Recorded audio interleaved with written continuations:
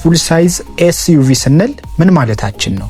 እንደ መርሴዲስ GLS፣ BMW X7 እና ካዲላክ ስካሌድ ያሉትን በአጠቃላይ ከ7 እስከ 8 ሰዎችን በምቾት ማሳፈር የሚችሉትን ግዙፍ ተሽከርካሪዎች ለመለየት የምንጠቀምበት መደበኛ ኢንዱስትሪ መጠሪያ ሲሆን ይህም በመኪናው የውስጥ ክፍል ካቢን ውስጥ ያሉትን የመቀመጫ መስመሮች ከፊት ወደ ኋላ ስንቆጥራቸው 3 ረድፍ መሆናቸውን የሚገልጽ አባባል ነው። አቆጣጠሩም ፈርስት ሮ ወይም ደግሞ አንደኛ ረድፍ የአሽከርካሪውና የጎን የረዳት መቀመጫው፣ ሰከንድ ሮ ወይም ደግሞ ሁለተኛ ረድፍ ከሹፌሩ በስተጀርባ ያለው መካከለኛው የመንገደኞች መቀመጫ፣ እንዲሁም ደግሞ ሶስተኛ ረድፍ ሰርድ ሮ በስተጀርባ ከሻንጣ ማጠራቀሚያ ቦት ፊት ለፊት የሚገኘው የመጨረሻው መቀመጫ ነው።